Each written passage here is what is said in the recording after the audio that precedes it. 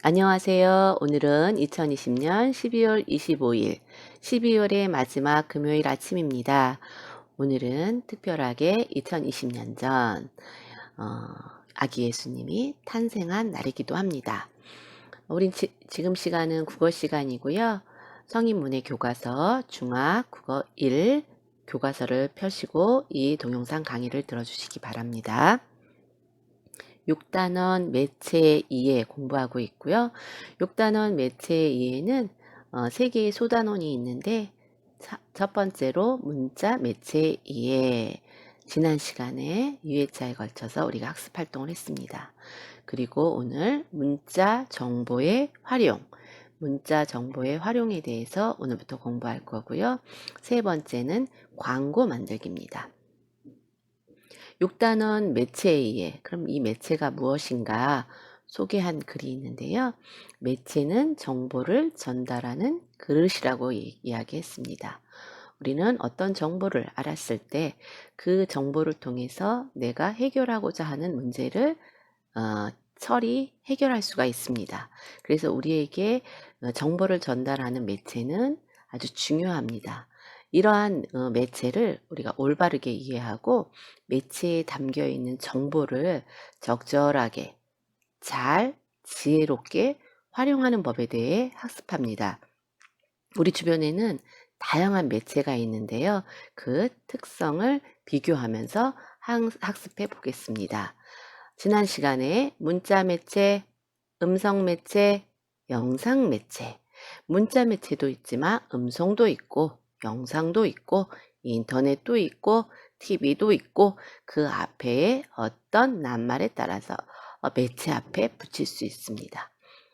지난 단원에서는 문자 매체에 대한 이해, 전문서, 백과사전, 신문기사 이런 문자 매체가 주는 성격, 우리가 얻을 수 있는 정보에 대해서 학습을 했고요. 학습 활동을 통해서 전문서에는 김치 재료 만드는 방법, 백과사전은 김치에 대한 개념, 역사적 배경, 신문기사에는 김치 개발 이야기, 다양한 김치 정보, 김치라는 주제에 대해서 문자 매체의 유형에 따라서 우리에게 전달하는 정보가 유사한 것도 있지만 다른 그 특성에 따라서 다른 그런 정보를 우리가 받을 수 있다라는 것을 학습했고요. 그 다음 매체, 문자 매체는 그 외에도 신문도 있고 지역 정보지도 있고 제품 사용 설명서도 있고 전단지도 있고 공지문, 안내문 이런 것들이 있다. 그래서 그거에 따라서 그 특성에 따라서 우리에게 전달해주는 메시지, 정보가 약간 다를 수도 있다라는 이야기를 우리가 학습했습니다. 네, 오늘 두 번째 문자 정보의 활용. 문자 정보의 활용 142쪽입니다. 이 문자 정보의 활용, 이 단원의 학습 목표는 일상생활에서 접하는 문자 정보를 상황에 맞게 활용할 수 있다라는 게 이 단원의 학습 목표입니다. 사전 활동 보면 우리 주위에서 쉽게 볼 수 있는 안내문이나 공고문에는 어떤 것이 있는지 이야기해 봅시다 라고 했습니다. 최근에는 코로나19 이런 국가재난 사태로 인해서 시시때때로 우리가 알아야 할 일상생활에서 적응해야 할 그런 정보들을 그런 문자들을 전달해 주고 있는데요. 가장 최근에 제가 부천시 홈페이지를 통해서 게시된 공지문을 보았는데요. 이런 내용이었습니다. 코로나19 최대 위기, 지금은 우리 모두 방어할 때 5인 이상 사적 모임 집합 금지 경기도 행정명령 2020년 12월 23일부터 2021년 1월 3일 연말 연시를 통해서 행사가 많고 모임이 많은 이 시기에 집합 5인 이상은 4명까지만 모임을, 사적 모임은 가능하나 5명부터는 안 된다라는 의미인 거죠. 그런 5사람 이상이 사적인 모임을 집합으로 모이지 말아라. 그 이유는 코로나 확산의 위기를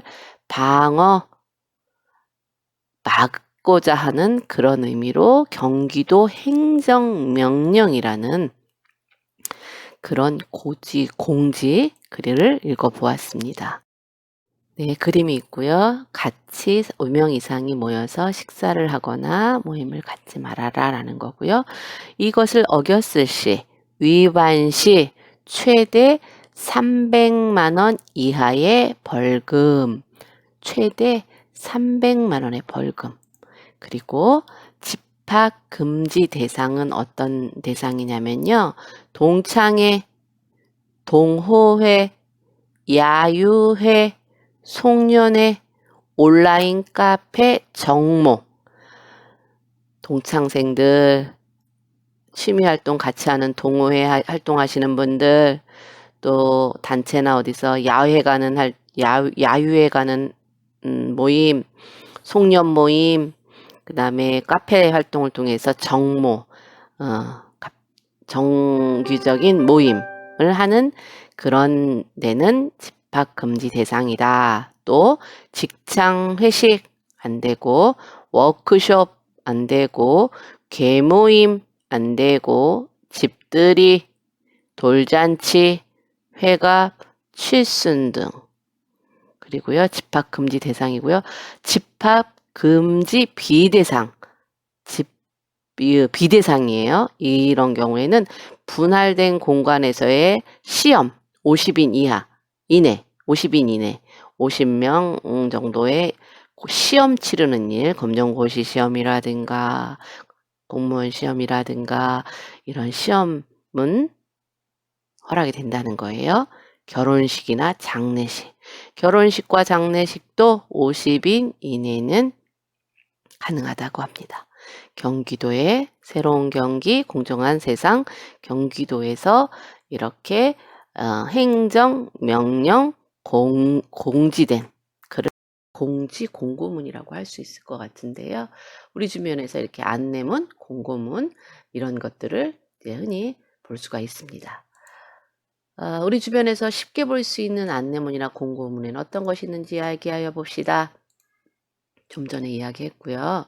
우리는 생활 속에서 문자 정보를 담고 있는 안내문이나 공고문 등을 자주 접하게 됩니다. 그렇죠? 이 단원에서는 안내문과 공고문을 이해하고 목적과 상황에 맞게 활용할 수 있도록 합니다. 했습니다. 네, 그 다음에 143쪽 보겠습니다. 143쪽 일상생활 속의 문자 정보 홍보문 2008년 7월 노인 장기 요양 보험제도 시행 2008년 7월부터 노인 장기 요양 보험제도를 시작했다고 합니다. 12년 전에 이 제도가 시행되기 시작했네요. 그 안에 읽어보겠습니다. 노인 장기 요양보험은 고령이나 치매, 중풍 등의 노인성 질병으로 혼자서는 거동이 불편한 어르신께 세수, 목욕, 식사, 배변 처리, 간호 등 필요한 요양 서비스를 제공해 드리는 제도입니다. 예, 장기 요양 서비스 신청 절차 이어서 읽어보겠습니다. 1. 신청 국민건강보험공단 지사 노인장기요양보험운영센터에 장기요양인정 신청서를 제출합니다. 2. 방문조사 공단 직원이 직접 방문하여 조사표에 따라 정확하게 어르신 심신 상태와 희망급여 등을 조사합니다. 3. 등급 판정 전문가로 구성된 지역 단위 장기 요양 등급 판정위원회에서 의사소견서와 방문조사 결과를 토대로 장기 요양 등급 1에서 3등급을 결정합니다. 4. 결과 통지.